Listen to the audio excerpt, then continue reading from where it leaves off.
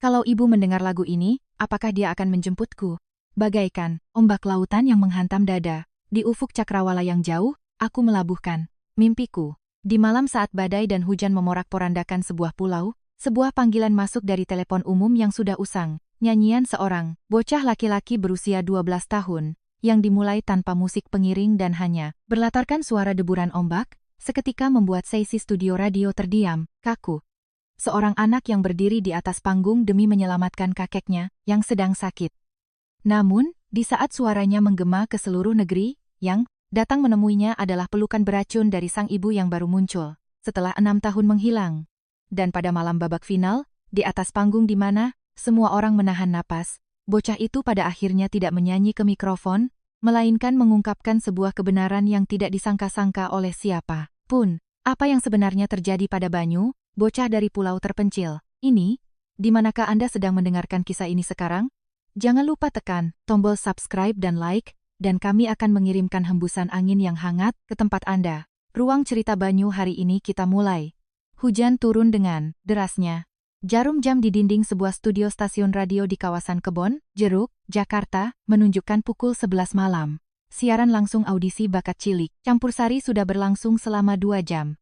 Mas Bayu, sang produser utama, PD, memijat dahinya sambil menatap tajam ke arah monitor.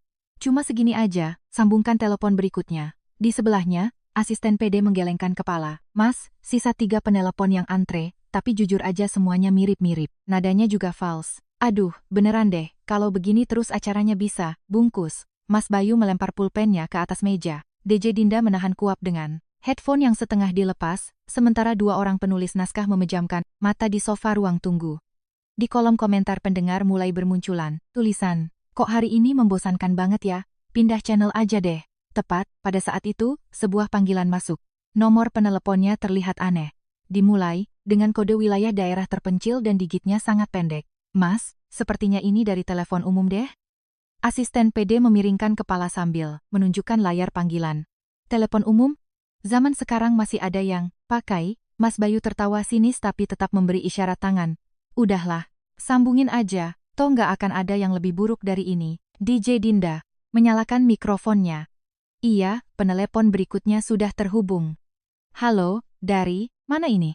Suara gemerisik statis terdengar lebih dulu. Di sela-sela suara itu, terdengar suara deburan ombak yang keras. Suara angin yang menerpa gagang, telepon, suara rintik hujan yang memukul dinding kaca, aroma laut seolah-olah menyeruak masuk ke dalam studio. Saya menelepon dari Pulau Karang. Itu adalah suara seorang anak kecil. Suaranya tinggi dan jernih, namun ada getaran yang terdengar agak serak di ujungnya. Mata Dinda membulat. Di sebelahnya, Mas Bayu mencondongkan tubuh ke depan dan memberi isyarat kepada asisten PD. Naikin volumenya. Namanya siapa, Nak? Banyu. Umurku 12 tahun. Oh, Banyu ya, kenapa hari ini Banyu menelepon? Saya ingin menyembuhkan penyakit Mbah Kakung. Studio menjadi hening. Penulis naskah yang tadinya mengantuk langsung membuka mata, dan tangan Mas Bayu kembali memungut pulpennya. Dinda merendahkan suaranya dengan lembut seolah membujuk sang anak. Mbah Kakungnya sakit parah, ya? Iya. Mbah sering batuk-batuk, katanya harus dibawa ke rumah sakit besar, tapi di pulau nggak ada rumah sakit. Harus naik kapal ke kota, tapi kami nggak punya uang. Anak itu menghentikan ucapannya. Terdengar suara isakan hidung dari seberang telepon. Banyu, kalau begitu mau coba nyanyi satu lagu? Ada lagu yang sudah disiapkan? Iya, lagu Tetes Air Mata. Itu lagu kesukaan Mbah. Mas Bayu berbisik kepada asisten PD. Mau diputerin musik pengiringnya? Musik pengiring apanya? Dia pakai telepon umum. Mana bisa, biarin aja tayang apa adanya. Tidak ada musik pengiring. Hanya suara ombak dan hujan yang mengalun, layaknya intro lagu. Banyu menarik napas dalam-dalam. Dan bait pertama pun pecah di udara. Jeritan vokal, detik itu juga, bulu kuduk Mas Bayu merinding hebat. Ini adalah sensasi yang baru pertama kali ia rasakan selama 30 tahun berkarier di dunia penyiaran. Suara anak itu bukanlah suara yang bisa dihasilkan oleh anak berusia 12 tahun. Dalam satu tarikan cengkoknya, terdapat kepedihan mendalam, yang merobek dada, dan ketika nada tingginya melengking, rasanya seperti cahaya mercusuar yang menembus badai. Air mata menggenang di pelupuk mata Dinda, tangannya yang memegang mikrofon bergetar, hingga ia harus menekan headphone-nya kuat-kuat dengan kedua tangan. Kedua penulis naskah melompat dari sofa dan berlari ke depan monitor. Asisten PD mencengkeram lengan Mas Bayu. Mas, lihat, kolom komentar, layar monitor bergulir dengan kecepatan gila. Siapa anak ini? Sebenarnya, ada kepedihan di suaranya. Merinding banget. Bocah pulau nyanyi. Tanpa musik pengiring bisa sehebat ini, dia monster ya? Tolong, orbitkan anak ini. Puluhan komentar membanjiri layar setiap detiknya. Server sampai melambat. Lagu pun selesai. Dari seberang telepon, hanya terdengar suara napas Banyu yang terengah-engah.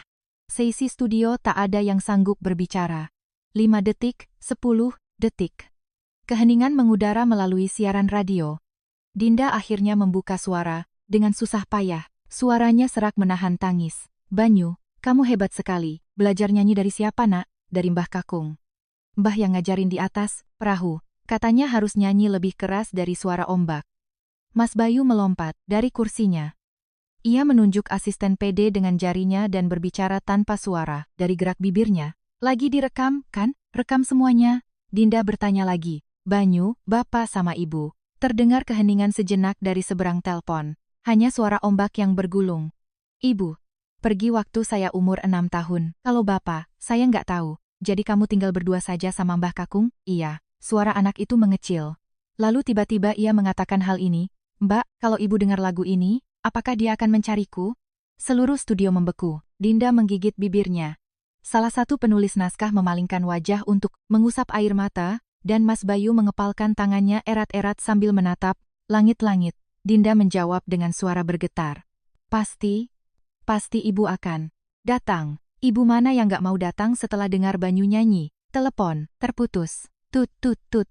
Waktu panggilan telepon umumnya sudah habis. Koinnya pasti sudah habis. Hanya nada sambung yang menggema di studio, tidak ada yang bergerak. Mas Bayu yang pertama kali tersadar. Ia menendang kursinya, berdiri, dan berteriak, lacak nomor peneleponnya. Sekarang juga, dan cari tahu, di mana lokasi Pulau Karang itu. Asisten PD kelabakan mengetik di keyboard.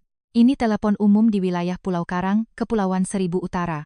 Pulaunya, sangat terpencil. Penduduknya, 32 orang. 32 orang, Mas Bayu memperbesar peta di layar. Di ujung lautan lepas Laut Jawa, ada satu titik kecil. Ia menggambar lingkaran dengan jarinya dan bergumam, dari tempat ini muncul monster seperti itu. Pada jam yang sama, di Pulau Karang, Banyu keluar dari bilik telepon umum dan berlari menembus hujan. Sandal jepit karetnya tersangkut di lumpur dan terlepas, tapi ia berlari tanpa sempat memungutnya. Ia menerobos semak rerumputan yang tingginya mencapai paha, melewati bawah pohon mangga yang terombang-ambing, ditiup angin, melewati gang sempit tanpa seberkas cahaya pun. Di bawah atap seng, yang sudah usang, cahaya redup mengintip dari celah pintu. Banyu membuka pintu, itu. Ia melompat masuk sambil terengah-engah. Di dalam kamar, Mbah Karto sedang berbaring. Meski tubuhnya ditutupi selimut berlapis-lapis, tubuhnya bergetar, pelan. Di tangannya tergenggam bungkus obat usang, dan suara napasnya terdengar kasar. Setiap kali menarik napas, terdengar suara mengi dari dadanya. Mbah Kakung, Banyu menggenggam tangan kakeknya. Terasa dingin. Tangan Banyu yang basah kuyup justru terasa lebih hangat. Bocah nakal, kamu habis hujan-hujanan, ya? Mbah Karto membuka matanya dengan susah payah. Melihat wajah cucunya, sudut, bibirnya terangkat. Ia berniat tersenyum, tapi batuknya meledak lebih dulu. Mbah, tadi aku nyanyi bagus loh. Banyu merapikan selimut kakeknya sambil berbisik. Katanya orang-orang di radio dengar semua. Mereka suka banget. Baguslah. Banyu cucu Mbah. Kerutan di sudut mata Mbah Karto tampak sangat dalam. Entah itu ekspresi tersenyum atau menangis, sulit untuk ditebak. Banyu menggenggam tangan kakeknya erat-erat dan berkata, Mbah, sekarang kita bisa ke rumah sakit besar. Kalau Banyu jadi terkenal, Banyu cari uang banyak buat nyembuhin Mbah. Mbah Karto tak bisa menjawab. Batuknya kembali meledak. Ia menutupi mulutnya dengan sapu tangan, lalu buru-buru memasukkannya ke dalam saku, agar tak terlihat oleh Banyu. Di sapu tangan itu, bercak merah telah menyebar. Malam itu, internet di Jakarta sedang heboh. Tolong cari tahu identitas bocah, pulau di radio. Pulau Karang itu di mana sih? Ada yang pernah ke sana? Suaranya bikin merinding. Anak umur 12 tahun ngalahin penyanyi profesional. Kata kunci pencarian nomor 1 ditempati oleh bocah Pulau Karang. Klip siaran, radionya menembus 100.000 tayangan hanya dalam 1 jam. Di berbagai forum, komunitas, postingan untuk mencari identitas Banyu meledak. Di kantor stasiun radio di Kebon Jeruk, Mas Bayu tinggal sendirian di studio yang lampunya sudah dipadamkan, menatap titik kecil di peta. Ia melingkari pulau bertuliskan pulau Karang dengan pena merah dan bergumam, anak ini harus kutemukan, pasti. Di luar jendela, hujan masih turun dengan derasnya. Hujan di Jakarta dan hujan di Pulau Karang turun dari langit yang sama. Di satu sisi, sebuah rencana yang akan mengubah nasib seorang anak telah dimulai, sementara di sisi lain, anak itu tertidur sambil menggenggam tangan kakeknya yang sakit. Keduanya sama-sama belum tahu bahwa besok dunia mereka akan berubah total. Pukul 4 pagi, kabut tebal menyelimuti perairan Pulau Karang. Sebuah perahu kayu, usang bergerak berderit-derit keluar dari pelabuhan kecil. Di bagian buritan, berdiri seorang kakek dengan punggung bungkuk, dan di belakangnya seorang bocah 12 tahun sedang memegang tali untuk menyeimbangkan tubuh. Mbah, hari ini, kita kemana? Kawanan ikan tenggiri turun ke selatan. Kita harus ke sana. Mbah Karto mendayung perahu sambil membaca lautan. Tinggi ombak, arah angin, hingga titik berkumpulnya burung camar, semua itu adalah insting yang hanya diketahui oleh orang yang sudah hidup 50 tahun di laut. Sebenarnya, Mbah Karto bukanlah nelayan seumur hidupnya. Di usia 23 tahun, ia bergabung dengan grup ketoprak keliling dan bernyanyi campur sari dari satu daerah ke daerah lain. Suaranya sangat merdu, sampai-sampai ia dijuluki kutilang dari Pantura. Ia adalah pesinden, penyanyi paling populer di grup tersebut. Namun, saat usianya 35 tahun, grup itu bubar, tidak menghasilkan uang, seiring dengan masuknya TV ke rumah-rumah. Orang-orang yang menonton grup kesenian keliling menghilang. Mbah Karto pulang ke kampung halamannya, Pulau Karang, mewarisi perahu kayu usang, milik ayahnya dan menjadi nelayan. Bakat nyanyinya pun terkubur di atas lautan. Banyu, siap-siap lempar jalanya. Iya, Mbah. Banyu memegang jala dengan kedua tangan. Mbah Karto mengamati laut lalu mengangguk. Sekarang, Banyu melempar jala sekuat tenaga. Jala itu terbentang seperti kipas dan jatuh ke laut. Mbah Karto menggelengkan kepala. Masih kurang. Melempar jala itu bukan pakai tenaga. Terus pakai apa, Mbah? Lihat ombaknya. Kamu harus melempar pas ombak datang. Kamu harus mengikuti ritme lautan biar jalanya menyebar luas. Mbah Karto mengambil jala yang baru. Saat ombak datang, ia memutar seluruh tubuhnya dan menebarkan jala. Jala itu menunggangi angin dan membentuk lingkaran sempurna. Menyanyi juga begitu. Menyanyi? Menyanyi itu bukan pakai tenggorokan, tapi pakai ritme lautan. Waktu ombak datang, tarik napas. Waktu ombak pecah, keluarkan suara. Banyu memiringkan kepalanya bingung, tapi ia tetap menuruti perintah itu. Ombak menghantam lambung perahu dengan suara biur. Saat itu ia menarik napas, dan saat ombak pecah berdesir, ia membuka tenggorokannya. Suaranya menyebar melintasi lautan. Tidak tenggelam oleh suara ombak. Malah, suaranya terasa menggelinding bersama ombak, terbang sangat jauh. Itu dia. Mata Mbah Karto berbinar. Jangan coba-coba mengalahkan ombak. Kamu harus menunggangi ombak. Baru tenggorokanmu nggak akan rusak. Pelajaran vokal Banyu dilakukan setiap hari di atas laut. Setiap subuh ia naik, perahu menebar jala, menangkap ikan, sambil bernyanyi. Semakin ganas ombaknya, semakin kuat Banyu harus bersuara. Saat laut tenang, ia harus menyanyi selembut, bisikan. Sekitar sebulan berlalu, volume dan resonansi suara Banyu mulai berubah. Getaran suara yang tak bisa dihasilkan oleh anak-anak biasa, getaran yang hanya bisa ditempa oleh lautan kini bersemayam dalam suaranya. Ya ampun, si Banyu nyanyi lagi. Di dermaga, Bu Ningsih yang sedang memperbaiki jala, menoleh ke arah laut. Pak Budi yang berada di sebelahnya juga menghentikan pekerjaannya dan memasang telinga. Suara anak itu kedengaran sampai ke sini. Padahal perahunya jauh di ujung sana, kedengaran kan?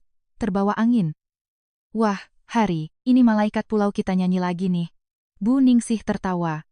Warga desa sering kali menghentikan aktivitas mereka saat Banyu mulai bernyanyi di atas perahunya. Bagi warga pulau yang hidupnya keras, nyanyian Banyu adalah satu-satunya hiburan. Namun, ada hal yang tak diketahui siapapun yang terjadi setiap malam. Setelah Banyu tidur, Mbah Karto pergi ke dapur dan memuntahkan batuknya. Ia membekap mulutnya dengan sapu tangan, namun bahunya terguncang hebat.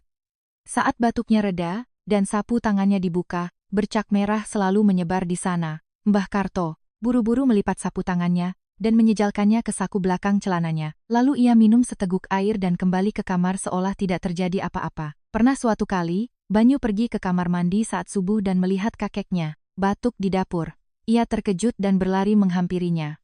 Mbah, nggak apa-apa, nggak apa-apa. Kena angin laut makanya tenggorokan agak gatal. Mbah harus ke puskesmas di kota. Sakit begini ngapain ke kota?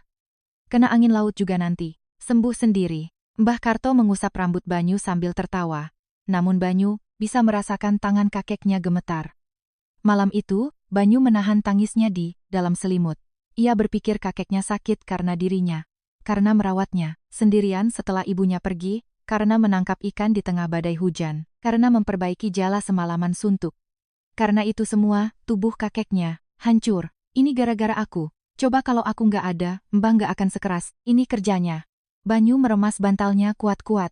Ia menggigit bibirnya agar isak tangisnya tak terdengar. Hingga suatu hari, Banyu, di mana kamu? Pak Kades berlari tergesa-gesa dari arah dermaga.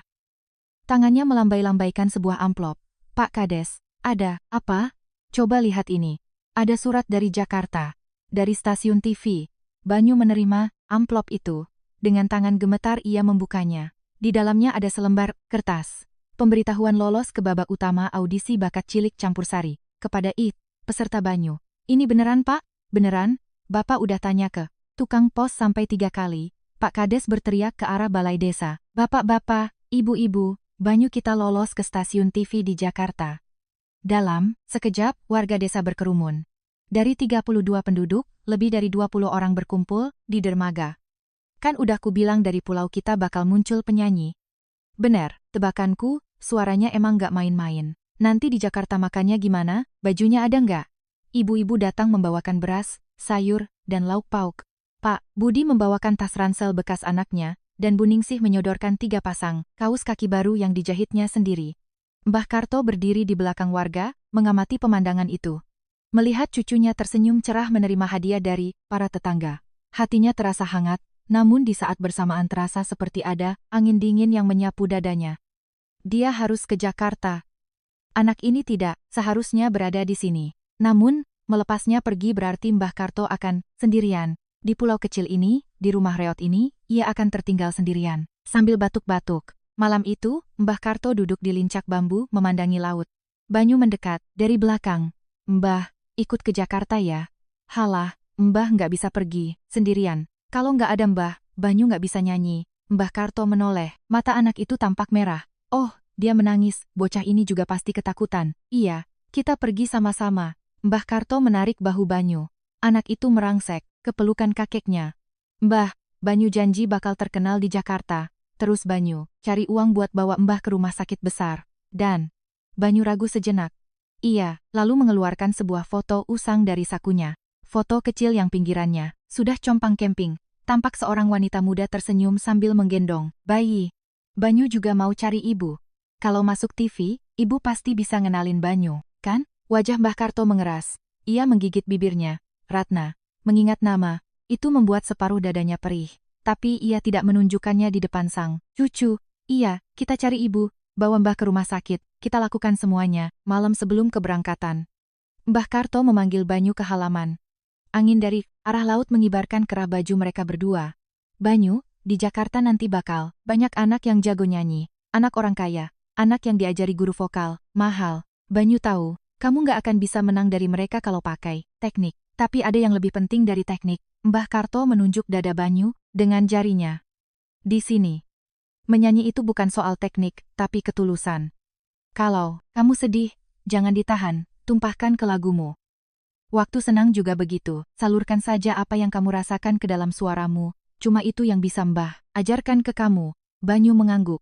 Tangan kakeknya kasar dan pecah-pecah, tapi saat tangan itu menyentuh dadanya, rasanya adalah kehangatan terbesar di dunia. Keesokan paginya, seluruh warga berkumpul di dermaga kapal feri. Banyu, di Jakarta jangan lupa makan yang teratur ya. Mbah, jaga kesehatan ya. Bikin bangga pulau kita. New.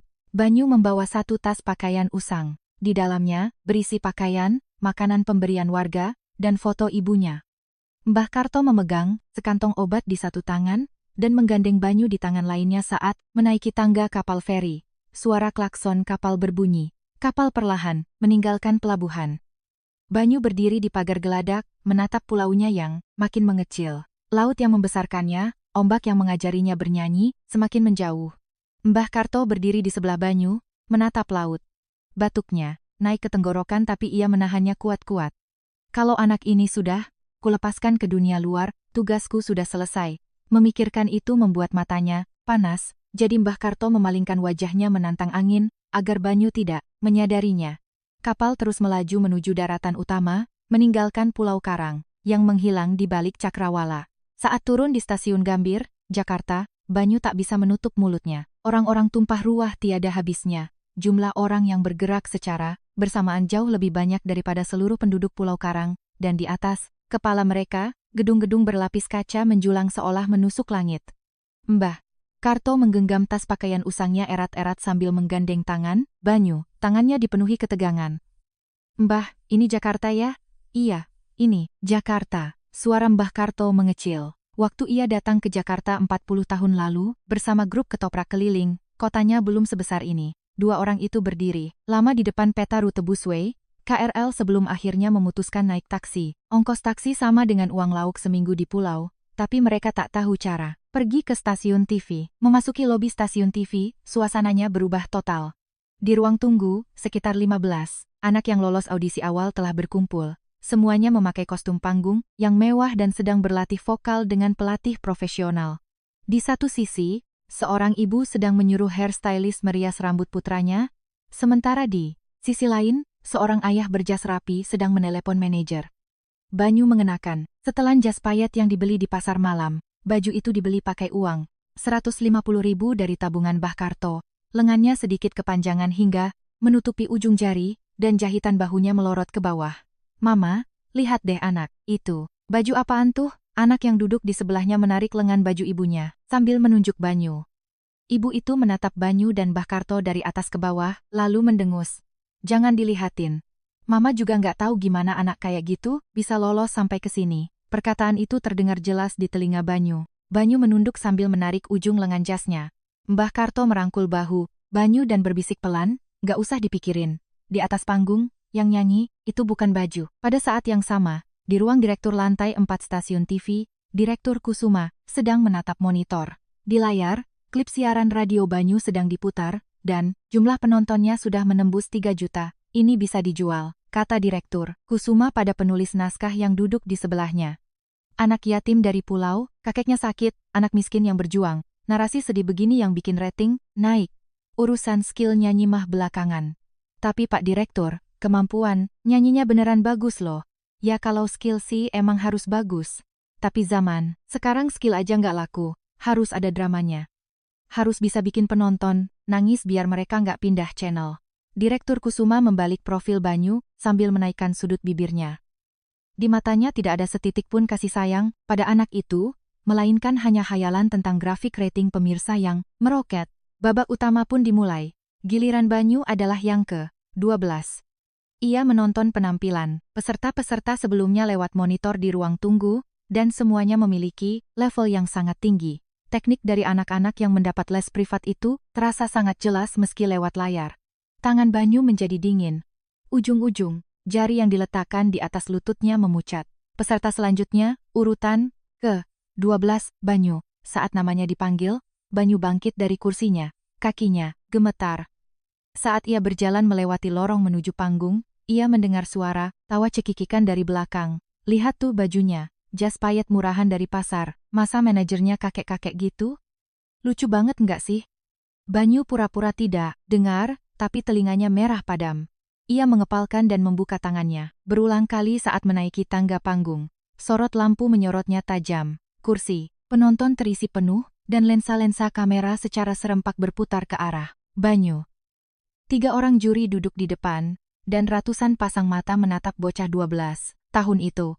Musik pengiring dimulai. Banyu memegang mikrofon. Bait pertama keluar, tapi suaranya bergetar. Nadanya sedikit goyah, dan karena napasnya pendek, suaranya terputus.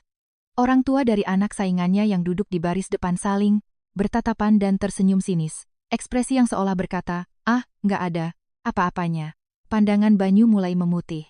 Lampu terlalu terang, area penonton terlalu luas, dan ia merasa dirinya terlalu kecil. Tepat pada saat itu, Mbah Karto yang menonton di depan monitor ruang tunggu menangkupkan kedua tangannya erat-erat. Banyu, ingat ombaknya. Tunggangi ombaknya. Suara kakeknya menggema di kepalanya. Tangan yang memegang mikrofon masih bergetar, namun Banyu memejamkan mata. Laut saat fajar terbayang di benaknya. suara ombak yang menghantam lambung perahu, punggung bungkuk kakeknya yang menebarkan jala, dan suaranya sendiri yang menyebar di sela-sela suara burung camar. Masuk ke bagian ref. Nada tinggi meledak dari mulut Banyu. Nyanyian, rasa pedih di dada. Membeku termakan waktu. Itu bukan lagi getaran, takutan, melainkan sebuah ledakan.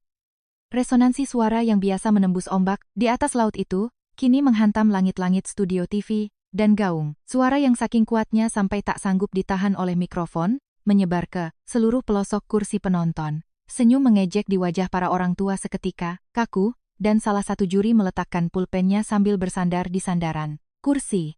Cengkoknya masuk. Cengkok patahan yang diajarkan kakeknya di saat ombak pecah berderai. Saat suara itu sekali bergema, terdengar suara isak tangis di sana-sini. Lagunya selesai. Hening sejenak, lalu kursi penonton meledak. Tepuk tangan standing ovation tumpah ruah. Bunda Hetty, penyanyi, campur sari, dangdut veteran yang paling terkenal galak di antara para juri, memegang mikrofonnya. Saya sudah 30 tahun berkarier, tapi baru kali ini saya melihat anak seperti ini. Suara Bunda Hetty bergetar. Anak ini nggak butuh diajarin. Dia ini monster dari lahir. Cengkok tarikan itu bukan hal yang bisa dibentuk dari tempat les vokal. Sorak-sorai penonton pecah, dan kamera menzoom wajah Banyu secara close-up. Air mata mengalir di pipinya, namun Banyu tersenyum. Di depan monitor belakang panggung, Mbah Karto mengusap sudut matanya dengan tangan yang keriput dan memalingkan wajah. Air mata yang tak ingin dilihat oleh siapapun. Begitu siaran itu tayang, video penampilan Banyu mendominasi internet. Jumlah tayangannya tembus 1 juta dalam sejam, dan melesat menuju 5 juta semalaman. Penuh, lahirlah istilah sindrom Banyu, dan dalam semalam Banyu tidak lagi dipanggil bocah radio, melainkan cucu kesayangan nasional. Di saat yang sama, di sebuah apartemen, seorang wanita berusia 32 tahun sedang menatap layar TV. Jari-jarinya mencengkeram remote control kuat-kuat dan sorot matanya berkilat aneh. Dia adalah Ratna, ibu kandung Banyu yang 6 tahun lalu, meninggalkan anak laki-lakinya yang masih berusia 6 tahun kepada ayah mertuanya di Pulau Karang. Mas, sini deh, lihat ini. Ratna memanggil suaminya, yang berada di kamar sebelah. Mas Anton, atau biasa dipanggil Bos Anton, datang, membawa sekaleng bir. Di layar tampak Banyu sedang bernyanyi sambil menangis, dan muncul tulisan subtitle, Bocah Pulau, Banyu, membuat seluruh negeri menangis. Ini anak kamu? Bos Anton menyipitkan matanya bertanya. Iya, itu, Banyu, anakku. Sudut bibir Ratna perlahan naik. Sorot matanya saat menatap wajah anaknya di TV bukanlah kerinduan, melainkan penuh perhitungan. Katanya, viewsnya tembus 5 juta. Iklan pasti ngalir deras nih. Bos Anton menenggak birnya dan merangkul bahu Ratna. Kalau ibunya tiba-tiba muncul, ini bakal jadi cerita sedih yang bikin rating makin gila. Dua orang itu saling berpandangan dan tertawa. Sebelum senyum dingin itu memudar, Bos Anton sudah meraih teleponnya. 3 hari kemudian, di lobi stasiun TV, Banyu dan kakeknya sedang berjalan menuju ruang tunggu untuk rekaman selanjutnya. Di tengah lobi, terdengar teriakan seorang wanita. Banyu, langkah Banyu terhenti, seluruh tubuhnya menegang. Suara yang sudah 6 tahun selalu didengarnya walau di dalam mimpi. Ini ibu, Banyu, dia anakku.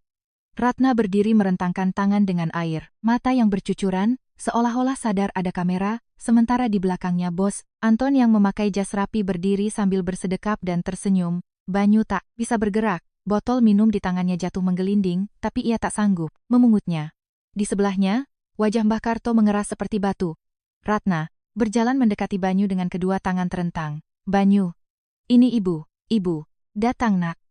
Bunyi cepretan kamera memenuhi lobi. Entah dari mana mereka dapat info, sekitar 5 atau 6 wartawan sudah berkumpul, dan Ratna berlutut di depan Banyu dengan air mata bercucuran. Komposisi gambar yang sangat sempurna, seolah-olah sudah ada yang merencanakannya. Banyu tidak bisa bergerak, wajah yang ia rindukan selama 6 tahun ada di depan matanya. Tapi aroma tubuh ibunya berbeda dengan ingatannya. Dulu ibunya wangi sabun mandi, tapi sekarang wangi parfum yang menyengat, asing. Tapi, bagaimanapun, dia tetap ibunya. Ibu. Saat satu kata itu keluar dari mulut Banyu, Ratna langsung memeluknya erat. Blitz, kamera menyala bertubi-tubi, dan para wartawan menyodorkan mikrofon. Mbak Ratna, bagaimana perasaannya bertemu anak Anda setelah 6 tahun? Saya nggak pernah sedetik pun melupakannya. Setiap malam saya menangis memikirkan Banyu. Air mata Ratna jatuh ke atas kepala Banyu, adegan yang sangat mengharukan. Orang-orang yang melihat dari belakang pun ikut tersentuh. Namun ekspresi Mbah Karto membeku seperti batu. Perempuan itu menangis tiap malam? Perempuan yang selama 6 tahun gak pernah ngasih kabar satu kali pun? Mbah Karto menutup rapat mulutnya. Ia tak mungkin membuat keributan di depan kamera. Tapi separuh hatinya terasa dingin membeku. Bos Anton yang berdiri di sebelah Ratna maju ke depan. Ia mengeluarkan kartu, nama dari saku jasnya, membagikannya kepada wartawan, dan membuka suara. Saya adalah Anton, Direktur Anton Entertainment. Mulai sekarang, semua jadwal Banyu akan diatur oleh pihak kami. Mata Mbah Karto membelalak. Anton Entertainment, maksudnya apa itu? Bapak, sekarang Banyu butuh manajemen yang profesional, kami yang akan mengurusnya dengan sistematis. Bos Anton tersenyum lihai dan memegang bahu Mbah Karto, tapi tenaga dari pegangan itu bukanlah keramahan, melainkan dorongan penolakan. Sejak hari itu, keadaan berubah dengan cepat. Ratna dan Bos Anton membawa Banyu ke sebuah apartemen mewah di kawasan Sudirman, sementara Mbah Karto ditinggalkan sendirian di sebuah losmen penginapan murah, di daerah Tanah Abang dekat stasiun TV. Ratna berkata pada Banyu, Mbah Kakung, kan udah tua, biarin aja Mbah istirahat. Jangan khawatir, kan ada ibu yang temenin Banyu. Tapi kalau Mbah dibiarin sendirian, Mbah kan seumur hidup tinggal sendirian di pulau. Pasti Mbah nggak apa-apa. Banyu mengangguk meski hatinya berat. Ia terus teringat pada bungkus obat kakeknya yang sudah kosong. Beberapa hari kemudian, artikel-artikel aneh mulai bermunculan di internet. Kakek Banyu kurung cucunya di pulau, tidak disekolahkan. Kesaksian warga, Banyu dipaksa kerja kasar tiap subuh oleh kakeknya. Mbah Karto yang berada di losmen tidak bisa membaca artikel-artikel itu karena tak punya smartphone. Tapi, ia bisa merasakan tatapan orang-orang di jalanan yang berubah. Pegawai minimarket di stasiun TV yang tadinya ramah, kini enggan menatap matanya. Banyu membaca artikel itu lewat tablet di apartemennya. Tangannya bergetar. Ibu, ini semua bohong.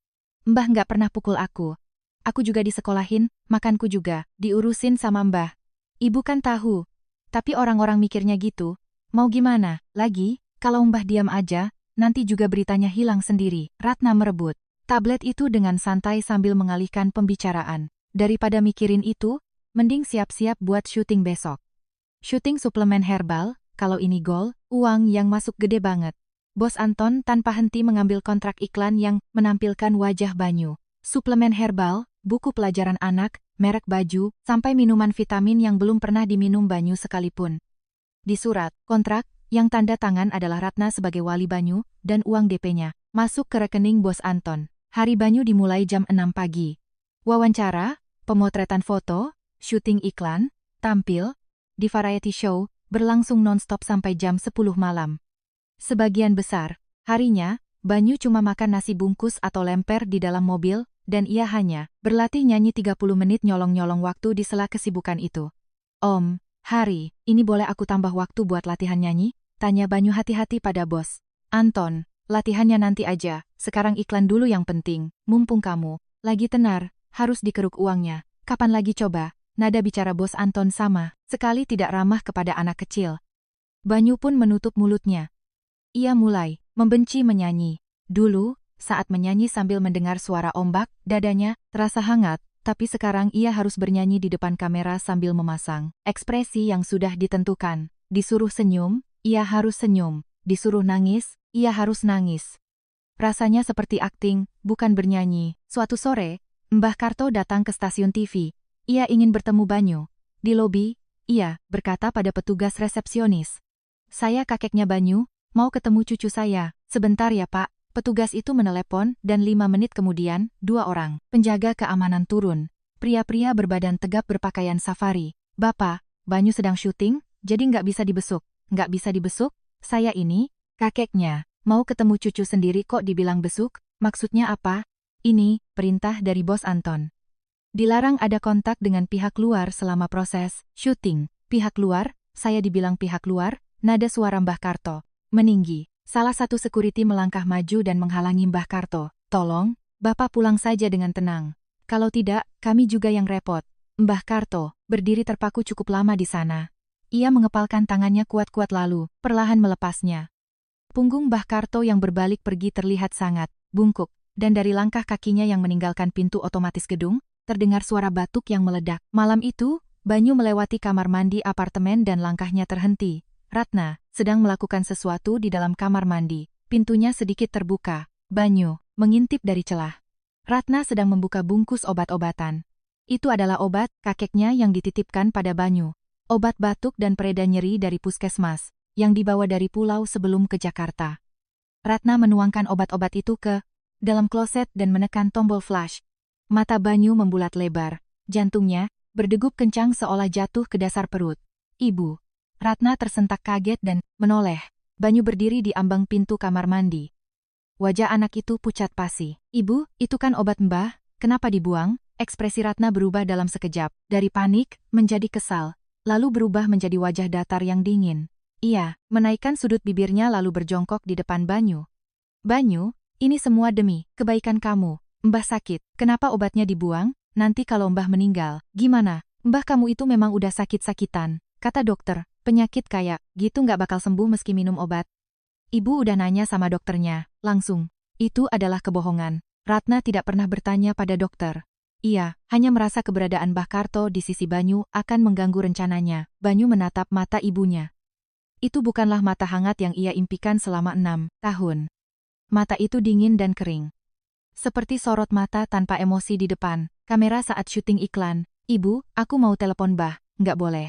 Sekarang, waktunya fokus. Kan harus siap-siap buat malam final. Ratna memegang bahu Banyu dan mendorongnya masuk ke kamar. Pintunya ditutup. Banyu duduk di atas kasur, menatap tangannya dalam diam.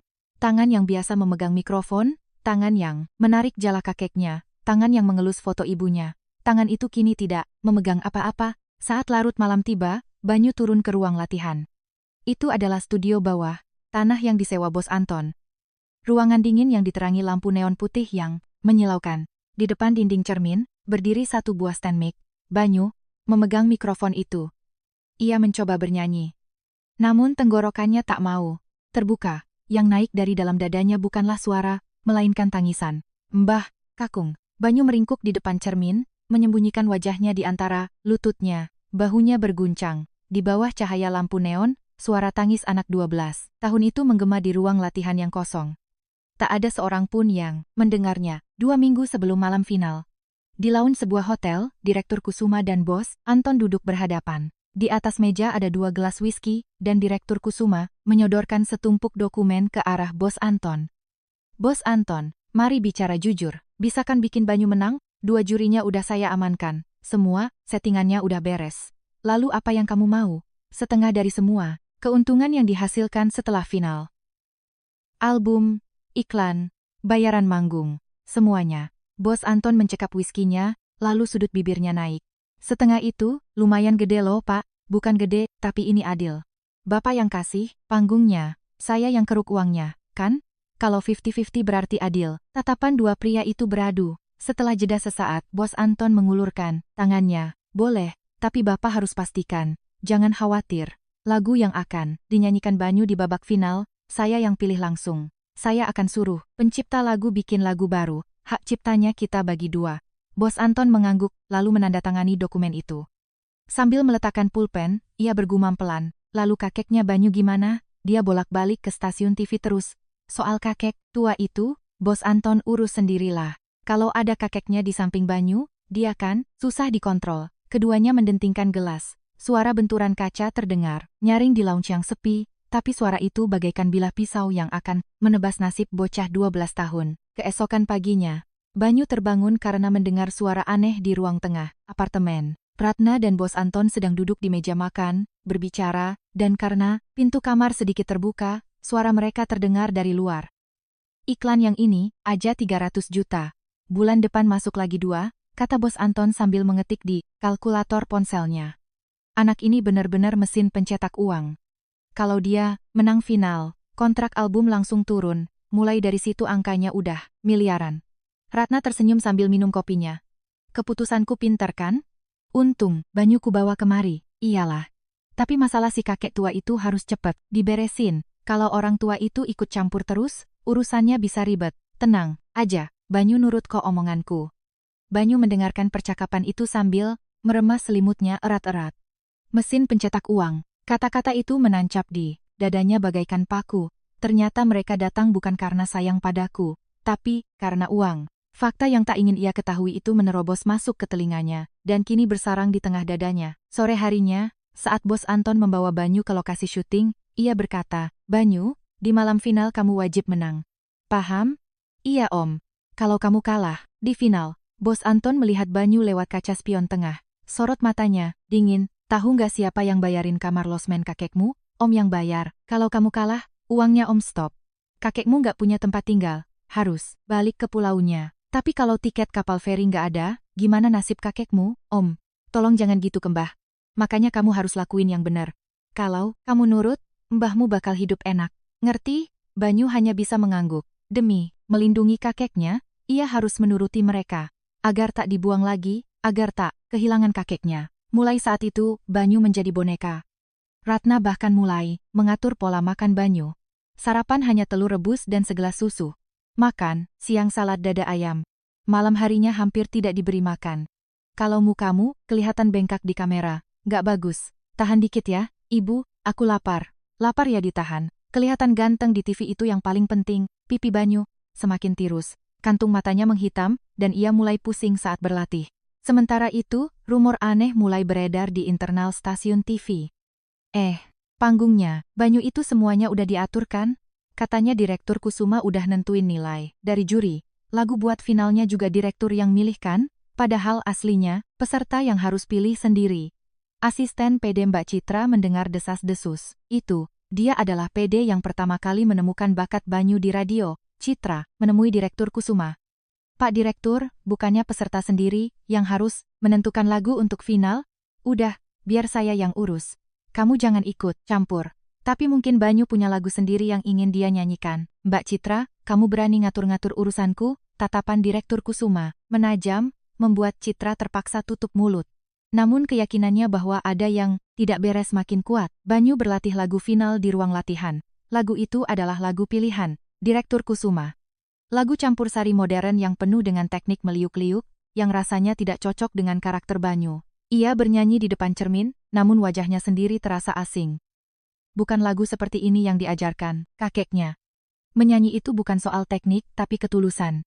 Suara Mbah Karto menggema di kepalanya, namun Banyu menggelengkan kepalanya. Ia tak boleh memasukkan ketulusan ke lagu ini.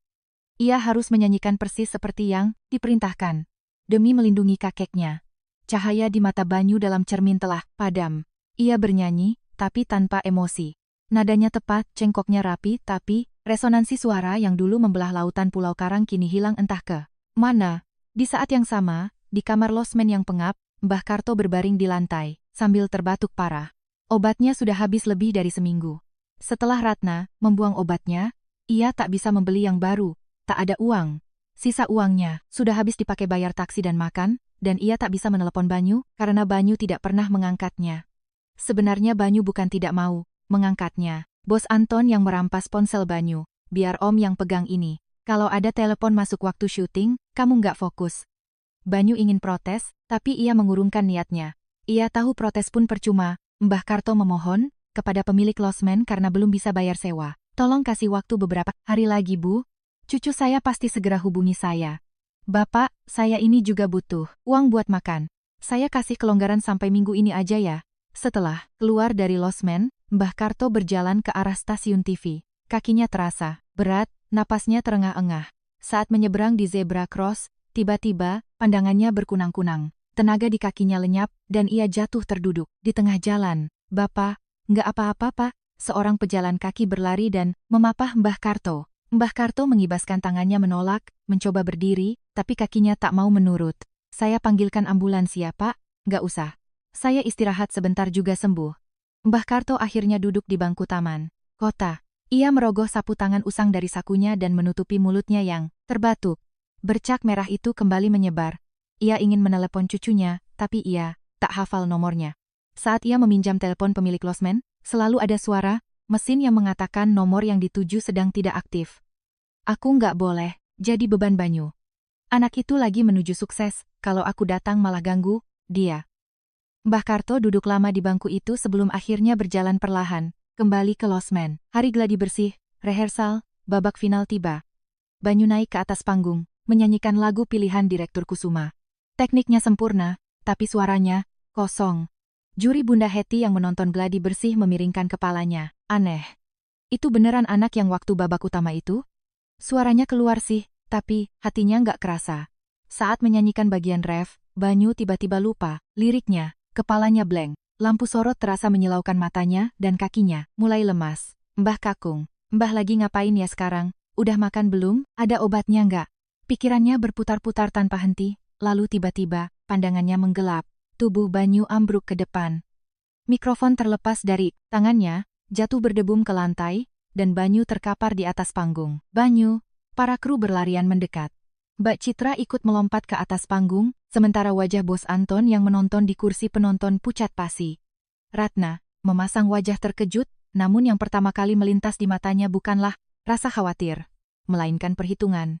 Gimana kalau acara finalnya berantakan? Banyu yang jatuh pingsan, terus mengigaukan nama kakeknya. Mbah, Mbah, Kakung. Di bawah sorot lampu neon, air mata mengalir di wajah pucat bocah 12 tahun itu. Saat Banyu membuka mata, ia melihat langit-langit putih. Bau obat antiseptik menusuk hidungnya, dan selang infus terpasang di lengan kirinya.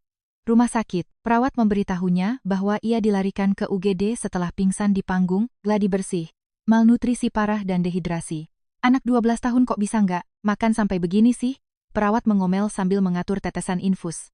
Banyu menatap langit-langit dengan pandangan kosong. Ratna dan Bos Anton tidak terlihat. Kata perawat, walinya sedang keluar sebentar. Malam semakin larut. Saat lorong menjadi sepi, Banyu bangkit dari kasurnya dengan hati-hati. Saat ia menarik tiang infusnya untuk pergi ke kamar mandi, ia mendengar obrolan dua orang perawat dari arah lorong. Di kamar 304 ada kakek-kakek baru masuk, kondisinya kritis. Nggak ada walinya pula, katanya pingsan di mana? Di jalanan. Dibawa sama polisi, nggak ada KTP. Nomor HP yang bisa dihubungi juga, nggak ada. Cuma tahu dia datang dari Pulau Karang. Langkah Banyu terhenti. Pulau Karang, jantungnya seolah anjlok. Siapa nama kakek itu? Sus, Banyu mendekati perawat itu dan bertanya. Perawat itu kaget dan menoleh. Loh, kamu, jangan bangun dulu. Cepat balik ke kasurmu. Namanya siapa, Sus? Kakek itu, namanya siapa? Tolong beritahu saya. Mata Banyu mulai berkaca-kaca. Perawat, itu ragu-ragu sejenak, lalu memeriksa catatannya.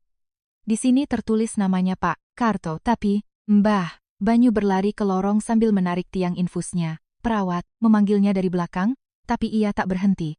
Ia berlari tanpa alas kaki, menyusuri lorong yang dingin hingga tiba di depan kamar 304. Dengan tangan gemetar, ia membuka pintunya. Kamar rawat itu gelap, seseorang terbaring di atas ranjang, dan dari balik selimut terlihat sebelah tangan yang terjuntai. Tangan yang kasar, penuh keriput, tangan yang selalu menarik jala ikan. Mbah, Kakung. Banyu mendekati sisi ranjang. Wajah kakeknya terlihat, rasanya sulit dipercaya bagaimana seseorang bisa berubah drastis hanya dalam sebulan. Pipinya sangat kempot hingga tulang pipinya menonjol, dan kulitnya menguning. Setiap kali bernapas, terdengar suara mengi dari dadanya. Mbah, ini Banyu, Mbah. Banyu menggenggam tangan kakeknya. Tangan itu sedingin es. Merasakan tangan Banyu yang hangat, kelopak mata Mbah Karto bergetar pelan. Ia membuka matanya dengan susah payah. Banyu cucuku. Mbah kok bisa di sini? Kenapa? Nggak kasih kabar? Teleponnya nggak nyambung. Nomormu mati terus. Banyu menggigit bibirnya menahan amarah. Pasti Bos Anton sengaja mematikan atau menahan teleponnya. Saat kakeknya menelepon, nomornya pasti sengaja tidak diaktifkan. Mbah, ini salah Banyu. Gara-gara Banyu, Mbah jadi begini. Hush, jangan ngomong gitu. Mbah Karto mengangkat tangannya yang gemetar untuk membelai rambut Banyu. Jari-jarinya sudah tak bertenaga, hanya ujungnya saja yang menyentuh ujung rambut, namun bagi Banyu, itu adalah sentuhan yang paling bermakna di dunia. Banyu, di bawah bantal. Ada buku kecil. Banyu dengan hati-hati meraba bagian bawah bantal kakeknya. Ada sesuatu yang bisa digenggamnya. Sebuah buku, catatan kecil yang sampulnya usang dan sudut-sudutnya sudah mengelupas. Saat ia membukanya, terlihat tulisan tangan yang rapat. Ada not balok di atas garis, para nada, dan lirik lagu di bawahnya. Itu tulisan kakeknya, tulisan tangannya, tidak rapi, namun ditulis dengan sepenuh hati, huruf demi huruf. Ini apa, Mbah? Itu lagu-lagu yang Mbah tulis seumur hidup. Mbah nulis sejak masih ikut ketoprak keliling, tapi nggak pernah sekalipun diterbitkan. Banyu membalik halaman demi halaman. Ada satu lagu di setiap halamannya. Lulabi, lautan, burung camar dan si bocah, bunga di ujung ombak, dan di halaman paling belakang, tertulis lagu berjudul Langgam Samudra. Di sebelah liriknya, tertulis, dengan huruf kecil, "Untuk cucuku, Banyu." Lagu itu adalah hidup Mbah Nyu. Suara Mbah Karto terdengar parau. "Jangan biarkan siapapun merebut suaramu, hibur dunia dengan suaramu sendiri. Kamu yang harus melanjutkan apa yang tidak bisa Mbah capai." Air mata Banyu pecah. Ia memeluk buku catatan itu erat-erat di dadanya. "Mbah, Banyu janji nggak akan buang ini. Banyu janji." Banyu tak sanggup lagi berkata-kata. Ia menenggelamkan wajahnya di dada kakeknya dan menangis terseduh-seduh. Mbah Karto menepuk punggung Banyu dengan tangannya yang bergetar. Ia tak mengucapkan sepatah kata pun. Tepat saat itu, pintu kamar rawat dibuka dengan kasar. Ternyata di sini, itu, Bos Anton. Ia masuk dengan lengan jas digulung, melangkah lebar mendekat. Ratna berdiri di belakangnya. "Banyu, cepat keluar. Besok final, ngapain kamu di sini?" Bos Anton menarik lengan Banyu. Banyu menepisnya. "Nggak mau. Mbah lagi sakit, aku nggak mau pergi. Kalau kamu di sini malah bikin Mbah makin sakit. Mending kamu cepat keluar dan istirahat pemulihan." Bos Anton menarik lengan Banyu lebih keras. Tepat pada saat itu, Mbah Karto memaksa tubuhnya bangkit dari ranjang. Seluruh tubuhnya bergetar, tapi dengan bertumpu pada sikunya dan menahan rahang, ia mencengkeram pergelangan tangan Bos Anton. "Lepaskan, anak, ini." Suara Mbah Karto pelan tapi sangat tegas. Kekuatan yang mustahil keluar dari tubuh yang sakit parah. Bos Anton kaget dan mundur selangkah. "Bapak tua, kalau banyak tingkah pas lagi sakit nanti malah. Jangan berani-beraninya sentuh cucuku. Aku tahu kalian manfaatin anak ini cuma demi uang." Mbah Karto menatap lurus ke mata Bos Anton, sorot matanya masih tajam. Di belakangnya, Ratna memalingkan wajah. Ia tak berani menatap mata ayah mertuanya. Bos Anton mendecak kesal lalu melangkah mundur. "Oke. Saya kasih waktu 10 menit. Habis itu, kamu keluar." Bos Anton berbalik dan keluar ke lorong. Ia memasukkan sebelah tangannya ke saku celana dan mengeluarkan ponselnya. Banyu melihat punggung itu dan menyadari sesuatu. Saku dalam jas Bos Anton, pria itu selalu menyimpan ponsel Banyu di sana. Banyu berbisik pada kakeknya. "Mbah, tunggu sebentar." Banyu segera kembali. Banyu menyelinap keluar ke lorong dan memperhatikan ke arah mana Bos Anton berjalan sambil bertelepon. Pria itu tampak masuk ke kamar mandi umum. Banyu melihat jas yang dilepas Bos Anton tergantung di sandaran kursi lorong rumah. Sakit. Jantungnya berdebar kencang. Ia merogoh saku dalamnya dan merasakan tekstur yang sangat dikenalinya. Ponsel miliknya. Banyu buru-buru menyalakan aplikasi perekam suara dan menekan tombol record. Lalu ia memasukkan kembali ponsel itu ke dalam saku jas. Tangannya gemetar, tapi untungnya tidak ketahuan. Banyu kembali ke kamar rawat sebelum Bos Anton keluar dari kamar mandi. Ia berpamitan pada kakeknya untuk terakhir kalinya.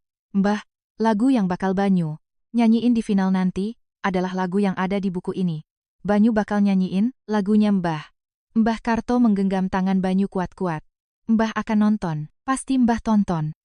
Banyu memeluk buku catatannya dan berjalan keluar dari kamar rawat. Bos Anton dan Ratna sudah menunggu di lorong. Banyu menundukkan kepala dan mengikuti mereka tanpa bicara. Setelah kembali ke apartemen, saat Ratna dan Bos Anton sudah tertidur pukul 2 dini hari, Banyu membuka buku catatan itu di balik selimutnya. Tanpa cahaya senter ponsel, ia hanya mengandalkan sinar lampu jalanan yang masuk dari jendela untuk membaca lirik Langgam Samudra. Ia melafalkan setiap barisnya di dalam mulut, bersenandung pelan mengikuti not balok buatan kakeknya. Liriknya dipenuhi aroma laut, suara deburan ombak, dan kabut fajar Pulau Karang. Mata Banyu telah berubah. Bukan lagi mata seorang anak kecil yang ingin menangis, melainkan mata seorang penyanyi yang berdiri di atas panggung. Tatapan mata yang sangat teguh dan tak tergoyahkan, sulit dipercaya itu milik anak 12 tahun. Hari berganti pagi, hari babak final. Banyu menatap kostum panggung mewah yang sudah disiapkan Ratna, lalu menggelengkan kepala. Dari lemari paling dalam, ia mengeluarkan pakaian lain. Setelan jas payet pasar malam yang dibelikan kakeknya, baju yang lengannya kepanjangan dan garis bahunya melorot ke bawah. Banyu memakai jas itu. Ia berdiri di depan cermin, memasukkan buku catatan ke sakunya dan mengancingkan bajunya. "Hari ini adalah hariku bernyanyi. Hari ini, aku akan menyanyikan lagu Mbah Kakung." Banyu di dalam cermin mengangkat kepalanya. Cahaya di matanya telah kembali. Di hari H babak final, area di depan stasiun TV sudah dipenuhi kerumunan massa. Sejak pagi, Para penggemar dari seluruh penjuru negeri berbaris membawa spanduk, dan antisipasi rating siaran langsung malam ini menjadi topik panas. Bahkan, sebelum acara dimulai, kata kunci pencarian populer nomor 1-5 di internet semuanya berkaitan dengan final bakat cilik campur sari. Di ruang tunggu belakang panggung, Bos Anton memegang bahu Banyu. Ratna berdiri di sebelahnya sedang memperbaiki makeup di cermin. Banyu, kamu cuma perlu nyanyi yang bagus hari ini. Nyanyikan lagu yang udah ditentuin. Dan terakhir, tatap kameranya sambil ngomong, "Ibu, aku sayang ibu." Paham? Penonton pasti pada nangis Bombay. Cuma dengan satu kalimat itu aja, 3 kontrak iklan bakal langsung masuk. Bos Anton merapikan kerah jas Banyu. Tiba-tiba tangannya berhenti. "Ini baju apa?" "Jas yang udah disiapin kan ada di sana. Aku mau pakai jas ini aja," jawab Banyu pelan. "Jas payet dari pasar malam hadiah dari kakeknya." Mata Bos Anton menyipit tajam. "Ganti bajumu. Kalau kamu nggak pakai baju dari sponsor, itu pelanggaran kontrak." "Nggak mau," suara Banyu terdengar kukuh. Tepat saat Bos Anton hendak mengambil langkah maju, seorang kru membuka pintu. "Banyu, silakan bersiap. 5 menit lagi naik panggung."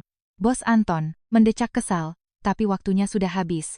Ia mendorong Banyu ke arah panggung. "Awas ya kalau lagunya kamu ganti. Nyanyi sesuai rencana." Banyu tidak menjawab. Ia berjalan menyusuri lorong sambil meraba buku catatan di sakunya. Tulisan tangan kakeknya seolah terasa di ujung jarinya. Saat ia berdiri di depan pintu masuk panggung, kursi penonton terlihat. Ribuan penonton memadati ruangan, dan puluhan kamera menyorot ke arah panggung. Lampu merah tanda siaran langsung menyala. Saat ini, detik ini juga, panggung ini disiarkan ke TV seluruh Indonesia. Inilah penampilan penutup babak final, Banyu.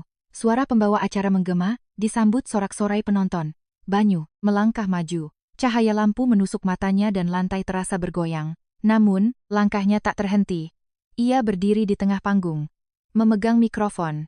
Di barisan paling depan kursi penonton, ia bisa melihat Bos Anton dan Ratna duduk berdampingan. Bos Anton mengacungkan jempol sambil menggerakkan bibir tanpa suara, sesuai rencana. Di balkon VIP lantai 2, Direktur Kusuma bersedekap, menatap ke bawah. Musik pengiring akan segera dimulai. Tepat saat nada intro pertama akan keluar, dari speaker, Banyu mengangkat tangannya. "Tunggu sebentar." Penata suara, kebingungan dan langsung mengecilkan volume musik.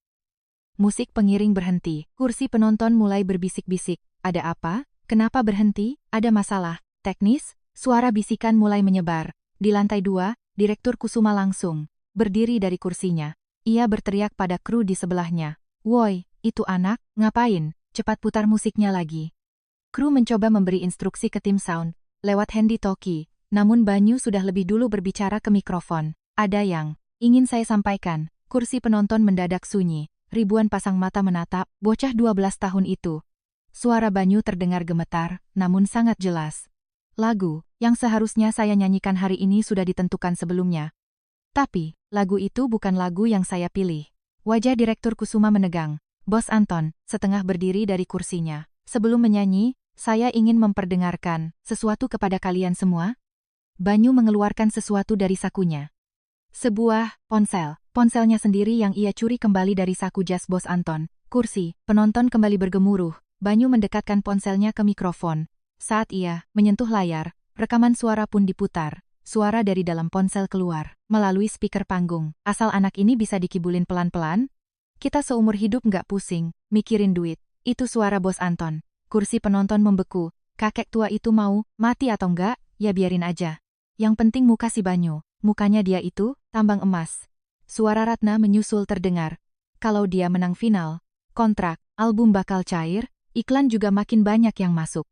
Sampai saat itu tiba, kamu pura-pura jadi ibu yang baik aja. Kursi penonton mulai gaduh. Awalnya hanya suara kecil, tapi perlahan membesar. "Apa-apaan itu?" katanya perempuan itu, ibunya Banyu. "Dia jadiin anaknya mesin pencetak uang." Suara kemarahan mulai meledak dari sana-sini.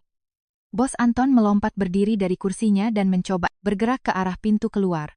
Ratna menutupi wajahnya dengan tas dan ikut berdiri mengikutinya. Namun, para penonton di sekitarnya memblokir jalan mereka. "Mau kemana lo? Duduk, duduk woi." Wajah Bos Anton pucat pasi. Ratna merosot, duduk sambil menutupi wajahnya dengan tasnya. Di lantai 2, Direktur Kusuma mencengkeram handy talkie-nya dan berteriak, "Matikan mic-nya. Matikan sekarang juga, ini live woi, ngapain kalian diam aja?" Namun kru tim sound tidak bergerak. asisten PD Mbak Citra berdiri, menghalangi meja mixer audio. Mbak Citra, kamu ngapain? Minggir. Nggak bisa, Pak, suara Citra tegas. Terkenang kembali perasaan merinding saat ia menemukan bakat Banyu di acara radio hari itu. Sebagai orang yang pertama kali menyampaikan suara anak ini ke dunia luar, kali ini ia tidak akan mundur. Anak ini sedang bicara dari hatinya. Bapak tidak berhak menghentikannya. Wajah Direktur Kusuma merah padam, namun ia sadar kamera siaran langsung juga menyorot ke arah tempatnya berdiri. Ia tak bisa berteriak lebih keras lagi. Di atas panggung, Banyu kembali memegang mikrofon. Rekamannya sudah selesai, dan keributan di kursi penonton juga mulai mereda. Mata Banyu memerah, namun ia tidak menangis. Dulu saya kira saya akhirnya punya ibu. Saya menunggunya selama 6 tahun. Tiap malam saya tidur sambil melihat foto ibu, kursi penonton, terdiam, seolah napas mereka pun terhenti. Tapi ternyata, ibu datang bukan karena sayang padaku. Ibu datang karena uang. Mereka membuang obat Mbah, mereka larang aku ketemu Mbah. Dan mereka maksa aku syuting di depan kamera seharian penuh. Suara Banyu mulai serak, namun ia tidak berhenti. Mbah Kakung sekarang ada di rumah sakit. Mbah adalah nelayan yang seumur hidup menangkap ikan di laut dan Mbah yang mengajariku menyanyi. Mbah pernah bikin sebuah lagu. Banyu mengeluarkan buku catatan usang dari sakunya. Buku bersampul kumal itu tersorot jelas di kamera. Malam ini, saya tidak akan menyanyikan lagu yang sudah ditentukan. Direktur Kusuma menendang kursinya, tapi ia tak bisa berbuat apa-apa. Saya akan menyanyikan lagu yang ditulis oleh mbah saya sepanjang hidupnya, lagu yang belum pernah satu kali pun diperdengarkan ke dunia. Mbah, Kakung yang lagi nonton di rumah sakit, Banyu nyanyi ya.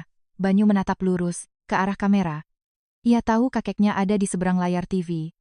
Lagu ini adalah peninggalan Mbah buat Banyu. Judulnya Langgam Samudra. Banyu membuka buku catatan itu dan mendirikannya di samping stand mic. Tidak ada iringan musik, tidak ada orkestra, tidak ada apa-apa. Hanya ada suara bocah 12 tahun dan sebuah mikrofon. Ribuan orang di kursi penonton menahan napas. Lampu merah tanda on air pada kamera berkedip-kedip. Jutaan mata menatap layar TV di seluruh penjuru negeri. Banyu memejamkan mata. Terbayang laut Pulau Karang di waktu fajar. Suara ombak bergema di telinganya, dan punggung bungkuk kakeknya tergambar di pelupuk matanya. Ia menarik napas. Dalam-dalam, seperti ombak yang menggulung masuk. Lalu bait pertama pecah mengalun. Musik acapella. Langgam samudra. Menghantam dada. Di ufuk cakrawala yang jauh, aku melabuhkan mimpiku. Setetes air mata perih, kuhanyutkan dalam nada. Betapa pilunya, suara itu terasa seperti menembus langit-langit studio. Suara murni tanpa musik pengiring itu seketika memukul dada ribuan orang pada saat yang sama. Suara yang usang tanpa hiasan atau teknik berlebihan. Terlahir dari laut, dibesarkan di laut, sebuah suara yang mengerami getaran lautan di dalamnya. Suara tangis. Dari barisan depan, terdengar suara seseorang yang terisak. Bukan cuma satu orang. Suara orang menyedot ingus, suara orang menahan napas sambil menangis mulai menjalar. Nyanyian Banyu baru saja dimulai. Bait pertama Banyu memenuhi studio. Karena tak ada musik, tekstur suaranya terekspos dengan sempurna. Bagian yang kasar dan parau, bagian yang jernih dan transparan, lalu getaran yang ditarik dari kedalaman hatinya. Tak ada satupun yang ditutupi. Benar-benar sama persis seperti suaranya yang memecah ombak di atas perahu. Liriknya terus mengalir. Langgam samudra yang ditulis sang kakek. Terdapat kehidupan seorang nelayan yang menarik jala di tengah kabut fajar, dan kepiluan saat perahu pulang dalam keadaan kosong terdorong ombak. Setiap Banyu menyanyikan satu bait, pemandangan Pulau Karang terasa terhampar di depan mata semua orang. Seorang wanita paruh baya berusia 60-an yang duduk di baris ketiga adalah orang pertama yang menangis. Air matanya tumpah sebelum ia sempat mengeluarkan sapu tangan. Suaminya yang duduk di sebelahnya merangkul bahunya, lalu ia pun ikut menundukkan kepala menangis. Tak peduli baris depan atau belakang, suara isakan tangis menyebar, dan kamera merekam satu persatu wajah penonton yang terseduh-seduh. Di kursi juri, Bunda Hetty meletakkan kertas penilaiannya. Tangannya lemas hingga tak sanggup memegang pulpen. Juri pria di sebelahnya melepas kacamatanya dan menekan kelopak matanya, sementara juri komposer senior di ujung meja menutupi mulutnya dengan kedua tangan, bahunya terguncang hebat. Ini adalah momen di mana memberi nilai tak lagi ada artinya. Ini bukan lagi sebuah perlombaan, melainkan sebuah doa. Memasuki pertengahan lagu, suara Banyu naik satu tingkat.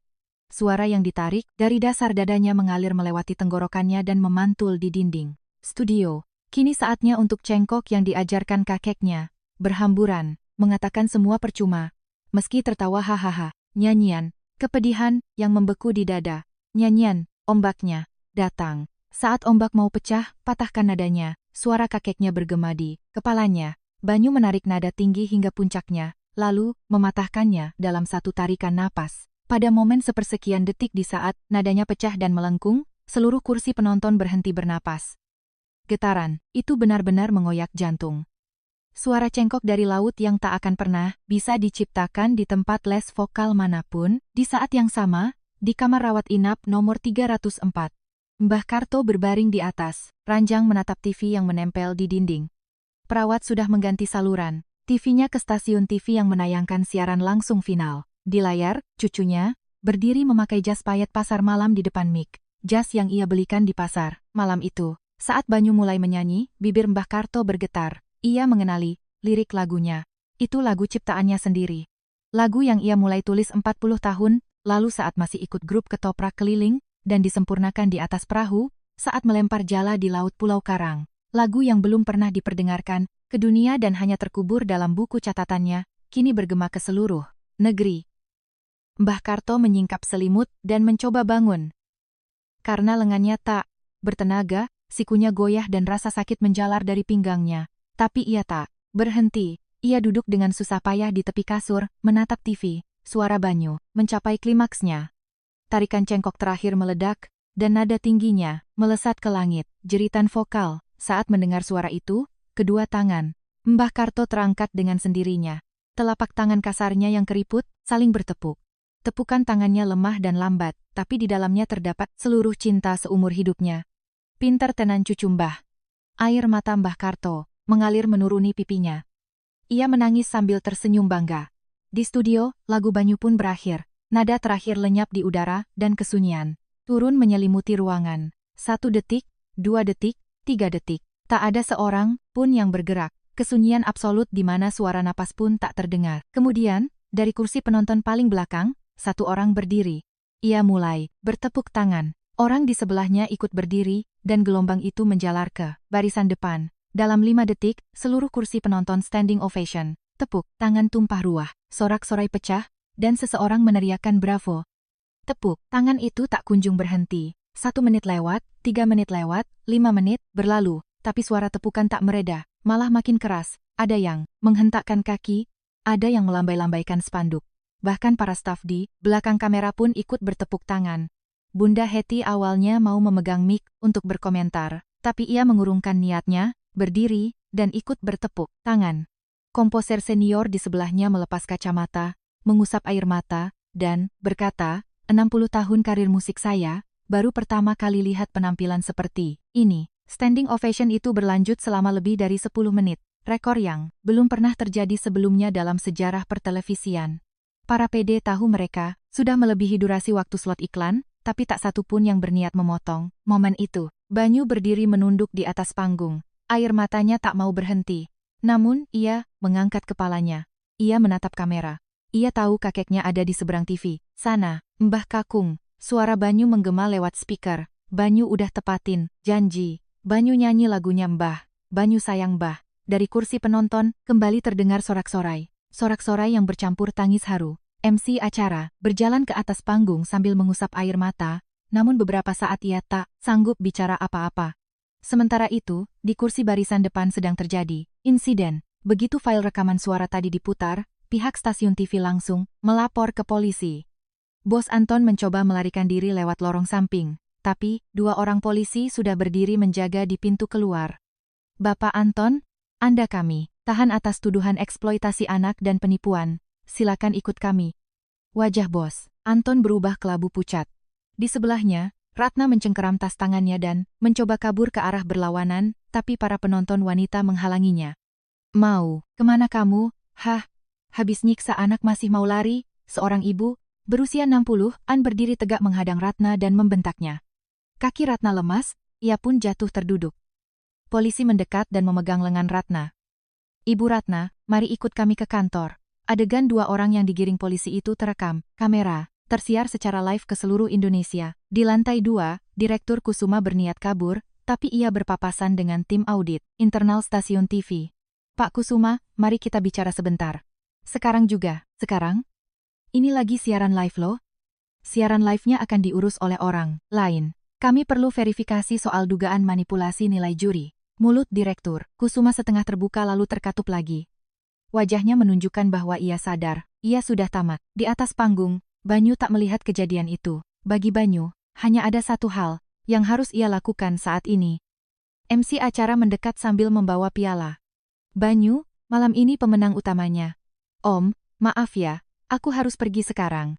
Banyu memotong ucapan si MC. Ia bahkan tak melirik pialanya. Aku harus ke tempat Mbah Kakung. Banyu berlari menuruni tangga panggung. Ia berlari menyusuri lorong di antara kursi penonton. Para penonton membuka jalan untuknya. Tanpa dikomando, mereka secara alami minggir ke sisi kiri dan kanan. Banyu, semangat. Cepetan, pergi. Cepat samperin Mbahmu. Suara dukungan membanjirinya. Banyu berlari, tanpa henti. Melewati lobi stasiun TV, mendorong pintu utama, dan berlari keluar. Udara malam menerpa wajahnya. Mbak Citra si asisten PD sudah menyiapkan mobil di luar. Naik, New, kita ke rumah sakit. Mobil pun melaju.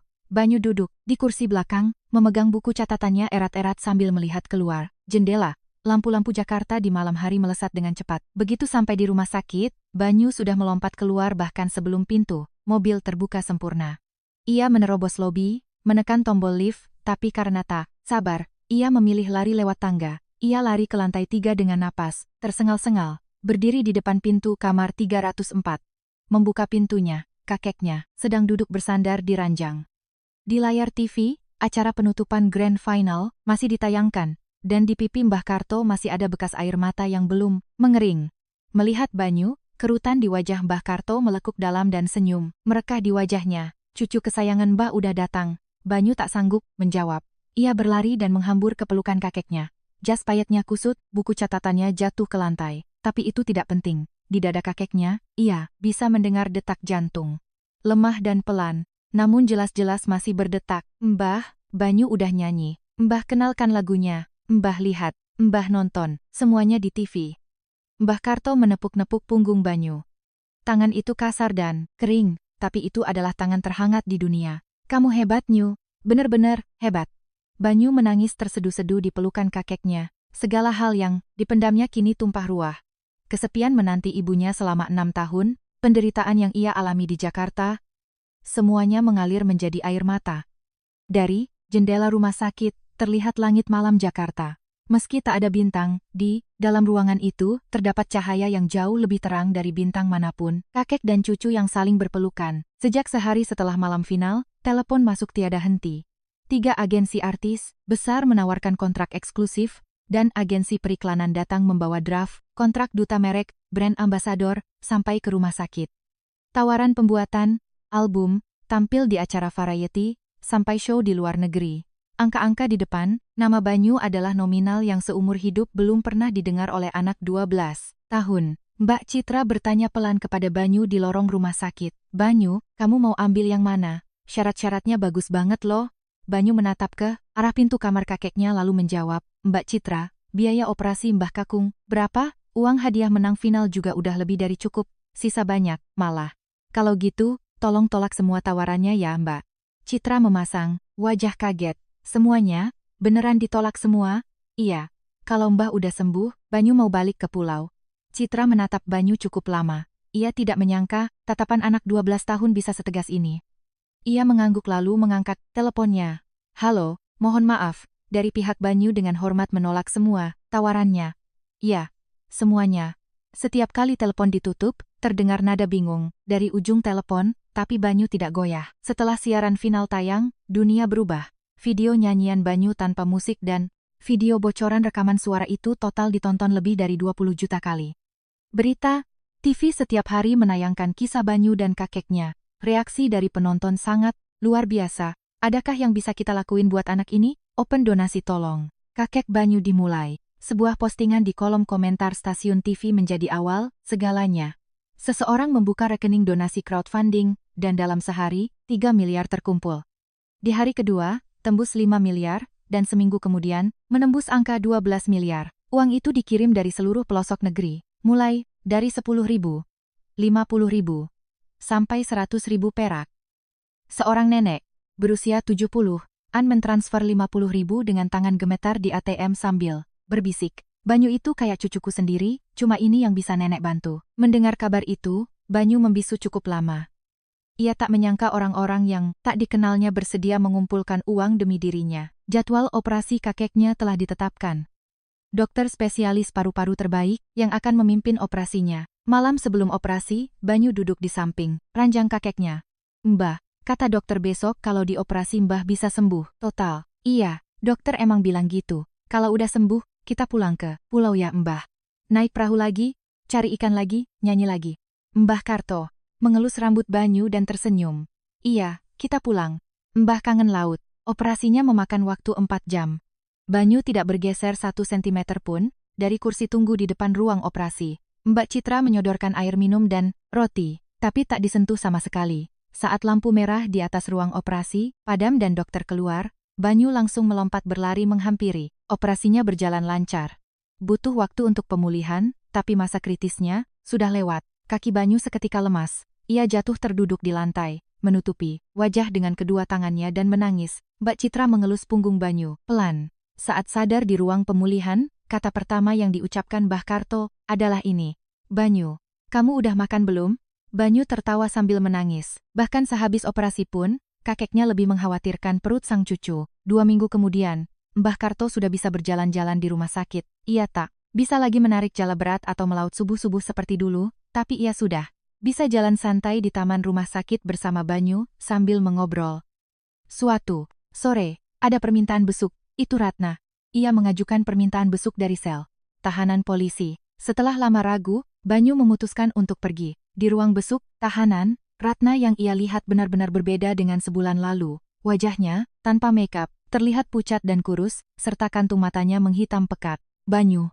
Ratna menatap wajah anaknya dari balik kaca pembatas. Air matanya menetes. "Ibu yang salah, Nak. Ibu minta maaf." Banyu menatap Ratna cukup lama, wajah yang dirindukannya selama 6 tahun. Wajah yang selalu ingin ia lihat meski di dalam mimpi. Namun, sekarang perasaannya berbeda. "Ibu, aku nggak benci sama Ibu." Mata Ratna membulat, "Tapi untuk sekarang, aku nggak mau ketemu Ibu dulu. Nanti kalau Banyu udah dewasa, Banyu baru mau ketemu Ibu." Suara Banyu gemetar, tapi sangat jelas. Itu adalah jawaban paling dewasa yang bisa diberikan oleh anak umur 12 tahun. "Sampai waktu itu tiba, Ibu baik-baik ya, Banyu." Berdiri dari kursinya. Dari belakang punggungnya, Ratna menempelkan tangannya ke kaca sambil menangis terseduh-seduh, tapi Banyu tak menoleh ke belakang. Ia berjalan cepat karena merasa air matanya akan tumpah. Keluar dari kantor polisi, Banyu menatap langit. Sinar matahari mengintip dari sela-sela awan. Hatinya perih, tapi di saat bersamaan ia merasa ada satu beban berat yang akhirnya bisa ia lepaskan. Sehari sebelum Mbah Karto keluar dari rumah sakit, Banyu mengikuti taping program acara spesial di stasiun TV. Acara talk show yang membahas cerita di balik layar final. Di ruang tunggu, Banyu bertemu orang tak terduga. Raka, si runner-up alias juara 2 di final, anak yang dulu mengejek jas payet Banyu. Melihat Banyu, Raka menundukkan kepalanya. "Banyu, aku minta maaf soal yang dulu. Aku jahat banget sama kamu." Banyu menatap Raka sejenak. Lalu ia mengulurkan tangannya. "Nggak apa-apa. Kapan-kapan kita nyanyi bareng ya." Raka langsung mengangkat wajahnya dan menjabat tangan Banyu. Adegan dua bocah bersalaman itu terekam kamera, dan di studio terdengar tepuk tangan riuh. Setelah syuting, kedua anak itu bernyanyi duet di belakang panggung. Hanya nyanyi santai, tanpa disuruh siapapun, tapi harmonisasinya luar biasa menyatu. Para kru sampai berhenti bekerja untuk mendengarkan mereka. Hari pulang ke pulau akhirnya tiba. Di pelabuhan, mereka naik kapal feri tujuan Kepulauan Seribu, Laut Jawa. Mbah Karto mengenakan jaket tebal yang dibelikan Banyu. Barang pertama yang dibeli Banyu pakai uang hadiah kemenangannya. "Baju, ini mahal banget kan New? Kalau dibandingin sama gigi emas Mbah yang Mbah jual buat beliin aku baju waktu itu, ini mah murah." Mbah Karto tertawa sambil menarik resleting jaketnya. Terasa hangat. Angin kencang di laut tidak bisa menembusnya. Saat feri merapat di pelabuhan Pulau Karang, Banyu tak percaya dengan apa yang dilihatnya. Seluruh warga berkumpul di dermaga. Semuanya ke 32 penduduk pulau itu hadir. Di dermaga terpasang spanduk bertuliskan, "Selamat datang Banyu, kebanggaan pulau kita." Buningsih datang menjunjung tumpeng nasi kuning di atas kepalanya. Pak Kades berteriak pakai toa. "Banyu kita sudah, Pulaang." Sorak-sorai meledak. Begitu Banyu turun dari kapal, orang-orang mengerumuninya. Buningsih memeluk Banyu, sementara Pak Budi membantu membawakan tas Mbah Karto. Anak-anak kecil berlarian sambil berteriak, "Mas Banyu, Mas Banyu." Di depan warga desa, Banyu mengumumkan niatnya. "Uang donasi dari orang-orang, baik di Jakarta bakal kupakai buat bangun puskesmas di pulau kita. Biar kakek dan nenek yang lagi sakit nggak perlu jauh-jauh naik kapal ke kota lagi." Warga desa bertepuk tangan meriah. Pak Kades mengusap air matanya dan memegang bahu Banyu. "Bocah ini benar-benar pahlawan pulau kita." Banyu juga mendonasikan sisa uang hadiahnya untuk Yayasan Kesejahteraan Lansia di Pulau Pesisir. Saat wartawan bertanya mengapa uang sebesar itu disumbangkan, Banyu menjawab, "Pasti ada banyak orang seperti Mbah Kakung saya. Kakek-kakek yang besarin cucunya sendirian, tapi saking miskinnya mau berobat aja nggak bisa, saya mau uangnya dipakai buat bantu mereka." Sore harinya, Banyu dan Mbah Karto duduk berdampingan di beranda rumah menghadap laut. Matahari senja menggantung di batas cakrawala, mewarnai lautan menjadi kuning keemasan. Mbah Karto memasukkan tangannya ke saku jaket barunya dan menarik napas panjang-panjang. Aroma laut. Aroma yang paling kurindukan. "Mbah, besok kita melaut lagi ya?" "Mana bisa, kata dokter nggak boleh, capek-capek." "Kalau gitu Mbah duduk aja di perahu, nanti Mbah tinggal nyanyi aja di atas laut." Mbah Karto menatap Banyu. Bayangan suram yang menyelimuti wajah anak itu sebulan lalu kini telah sirna, digantikan oleh tatapan sejernih, laut Pulau Karang. "Iya, ayo kita nyanyi." Kita pergi ke laut. Keesokan paginya, perahu kayu usang itu melaju keluar dermaga. Mbah Karto duduk, santai di buritan memandang laut, sementara Banyu yang mendayung. Baru pertama kali ini ia mendayung menggantikan kakeknya. Tangannya lumayan pegal, tapi ia senang. Perahu berhenti di tengah laut lepas. Ombak kecil menampar lambung perahu. Banyu meletakkan dayungnya lalu duduk di samping kakeknya. Cahaya mentari pagi menyinari punggung mereka. Jauh di pelabuhan, Buningsih tampak melambaikan tangannya. Bayangan mereka berdua memanjang di atas air laut. Perahu usang berisi kakek dan cucunya yang duduk berdampingan. Punggung mereka terlihat berkilau di terpa cahaya pagi lautan Pulau Karang. 1 tahun berlalu. Pulau Karang tak lagi sekadar titik kecil di peta. Orang-orang menyebutnya Pulau Banyu, dan di akhir pekan, pulau itu ramai dikunjungi wisatawan yang datang menaiki kapal feri. Mayoritas pengunjung adalah lansia berusia 50 hingga 70-an. Mereka adalah penonton siaran final yang menangis terseduh-seduh malam itu dan datang khusus untuk melihat langsung laut, tempat Banyu menyanyi. Di sebuah bukit dekat pelabuhan, dibangun sebuah gazebo bernama Saung Banyu. Di situ, dari sebuah speaker, mengalun lagu-lagu Banyu sepanjang hari. Para wisatawan duduk di saung sambil memandangi laut, mendengarkan lagu, ada yang menangis terharu, ada pula yang ikut bernyanyi pelan. "Dengar lagu ini, aku jadi ingat almarhumah ibuku." Tulis seorang pengunjung ibu-ibu asal Jawa Barat di buku tamu saung. Buku tamu itu kini sudah terisi lebih dari 10 jilid. Banyu telah resmi debut 3 bulan lalu. Judul albumnya adalah Lautan Sang Kakek. Seluruh 12 lagu di dalamnya adalah ciptaan Mbah Karto yang diambil dari buku catatannya. Di kolom pencipta lagu, terukir jelas nama Karto. Lagu-lagu yang tertidur 40 tahun lamanya di dalam buku usang itu akhirnya menyapa dunia. Saat dirilis, album itu memuncaki chart musik. Lagu utamanya, Langgam Samudra, bertahan di posisi 1 selama 3 minggu berturut-turut, sementara lagu lainnya seperti Burung Camar dan Si Bocah serta Bunga di Ujung Ombak juga nangkring di papan atas. Para pengamat musik berkomentar, lagu yang dinyanyikan, bukan dengan pamer teknik, melainkan dengan ketulusan yang murni, berhasil menghantam dada publik. Permintaan tampil di stasiun TV berdatangan, tapi Banyu menolak sebagian besar tawarannya. Sebagai gantinya, sebulan sekali ia mengadakan konser gratis di Balai Desa Pulau Karang.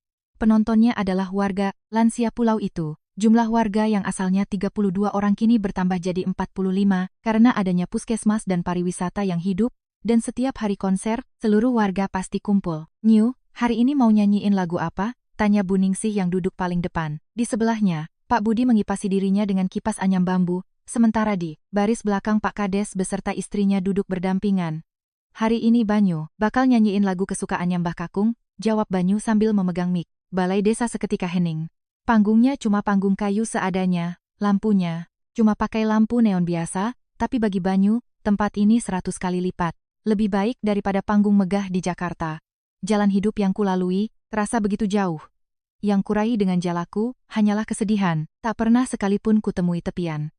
Saat Banyu menyanyi, para warga ikut menepuk ritme. Ada yang tepuk tangan, menepuk lutut, hingga mengangguk-angguk bersenandung. Balai desa berubah menjadi panggung konser istimewa. Setelah konser selesai, Banyu menyalami warganya satu persatu. Ia menundukkan badan dalam-dalam, bersalaman, dan menanyakan kabar mereka. Banyu, ini benar-benar anak kebanggaan pulau kita. Anak yang paling berbakti, mata Pak Kades berkaca-kaca menepuk punggung Banyu.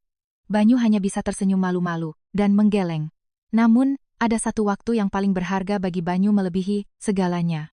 Waktu di mana ia naik perahu bersama kakeknya setiap akhir pekan. Meski setelah operasi Mbah Karto tak lagi kuat melakukan kerja keras, sekadar duduk manis di perahu tidak masalah. Saat Banyu mendayung dan menebar jala, Mbah Karto duduk di buritan sambil membaca lautan. "Nyu, hari ini kita ke arah timur. Ikan tenggiri pada lari ke sana." "Mbah tahu dari mana? Tuh lihat burung. Camarnya terbang ke timur." "Udah 50 tahun Mbah di laut, jelas Mbah hafal." Banyu tertawa dan mengarahkan perahunya ke timur.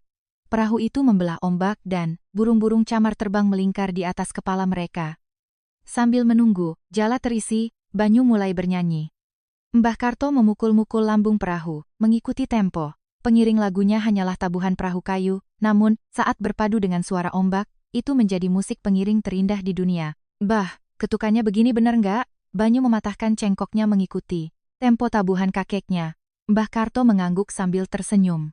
"Iya, gitu, bener. Waktu ombak pecah, suaramu dipatahkan." "Pinter tenan cucu Mbah." Suara mereka berdua mengalun ke laut lepas. Suara Mbah Karto yang rendah dan serak, berpadu dengan suara Banyu yang jernih dan melengking, menciptakan harmoni yang aneh namun sangat indah. Ini bukan harmoni teknis bikinan penyanyi pro, tapi harmoni yang tercipta dari ikatan darah. Harmoni suara seorang kakek yang hidup 50 tahun di laut dan seorang cucu yang dibesarkan oleh lautan itu. Dari pelabuhan jauh di sana, Bu Ningsih yang sedang mencuci baju menghentikan pekerjaannya menatap laut. Dua orang itu nyanyi lagi di laut. Dengarnya bikin hati adem ya. Kini, Banyu tak lagi menunggu ibunya pulang. Dulu, ia selalu mengeluarkan foto usang itu setiap malam dan memandanginya lama-lama. Yakin bahwa suatu saat, ibunya akan kembali menjemputnya jika wajahnya masuk TV. Namun sejak keyakinan itu hancur, Banyu menyimpan foto itu rapat-rapat di laci lemarinya yang paling dalam. Ia tidak membuangnya, tapi ia juga tidak lagi melihatnya. Karena Banyu tahu, keluarga sejatinya selalu ada di sisinya. Seseorang yang rela mencabut gigi emasnya untuk membiayai cucunya ke Jakarta. Seseorang yang mengajarinya cara menaklukkan ombak lewat lagu. Seseorang yang saat bangun dari operasi parah, pun hal pertama yang ia tanyakan adalah apakah cucunya sudah makan. Kakeknya adalah keluarga satu-satunya. Suatu senja, ada sebuah kardus diletakkan di depan mercusuar Pak Kades yang membawanya. "Nyu, ini paket dari kantor pos. Isinya surat-surat buat kamu, semua." Banyu membuka kardus itu dan menemukan ratusan surat di dalamnya. Surat dari berbagai daerah di Indonesia. Banyu membacanya satu persatu. Sebuah surat dari nenek umur 70 tahun asal Surabaya berbunyi, "Banyu, nenek besarin cucu, perempuan nenek sendirian. Waktu dengar lagumu, nenek jadi kuat. Terima kasih, ya nak." Surat dari bapak umur 60 tahun dari Semarang bertuliskan, "Semenjak ayah saya meninggal, saya nggak punya semangat hidup, tapi setelah dengar lagu, Nak Banyu, saya bangkit lagi." Banyu menangis saat membaca surat-surat itu. Ia tak menyangka lagunya bisa memberi kekuatan pada orang lain. Nyanyian yang dulu ia teriakan menembus ombak di laut Pulau Karang, kini menyentuh hati orang-orang kesepian di seluruh Nusantara. Surat-surat itu terus menumpuk di depan mercusuar. Agar tidak basah kehujanan, Pak Kades membuatkan atap khusus di sana, dan para turis sering mampir untuk membaca dan ikut merasa terhibur. Tempat di depan mercusuar itu perlahan dijuluki kotak surat Banyu. Malam minggu tiba. Matahari perlahan turun ke permukaan laut. Langit berubah dari oranye, merah, hingga perlahan menjadi ungu. Di atas perahu kayu yang usang, itu, kakek dan cucunya sedang duduk berdampingan. Banyu mengangkat dayungnya dan duduk di samping kakeknya. Sinar mentari senja yang keemasan menyinari wajah mereka dengan hangat. "Mbah, kita seumur hidup nyanyi bareng kayak gini aja ya." Di laut, Mbah Karto menatap Banyu. cahaya senja jatuh ke wajah cucunya layaknya debu emas yang ditaburkan. Anak laki-laki yang dulu lari-lari menerjang hujan, menuju bilik telepon umum, sekarang sudah tumbuh sebesar ini. Iya, cucu Mbah. Seumur hidup kita nyanyi sama-sama. Mbah Karto menyapu rambut Banyu pelan. Lagu Banyu lebih dalam dari laut. Banyu tertawa cerah, seterang sinar matahari yang memantul di perairan Pulau Karang. Banyu menarik napas panjang, seperti ombak yang datang menggulung. Lalu ia mulai bernyanyi. Mbah Karto menabuh sisi, perahu mengikuti ketukan nadanya. Suara mereka menunggangi cahaya senja menyebar, melintasi samudra. Suara ombak dan nyanyian mereka menjadi satu kesatuan. Burung camar berputar-putar di atas kepala mereka, dan angin membawa alunan lagu itu terbang lebih jauh lagi. Di pelabuhan, di bukit, dan di depan mercusuar, orang-orang menghentikan langkah mereka, memandangi laut yang perlahan menggelap. Sang surya akhirnya perlahan tenggelam di ufuk cakrawala. Langit, gelap gulita dan bintang-bintang mulai bermunculan satu persatu, tapi lagu di atas laut tak kunjung berhenti. Tangan Mbah Karto yang kasar namun hangat, menggenggam erat tangan Banyu yang kecil. Kedua tangan itu bertaut. Tangan, keriput yang dipenuhi penderitaan menautkan jari-jarinya ke tangan anak-anak, yang masih lembut. Sambil terus berpegangan erat, keduanya terus bernyanyi. Di atas laut.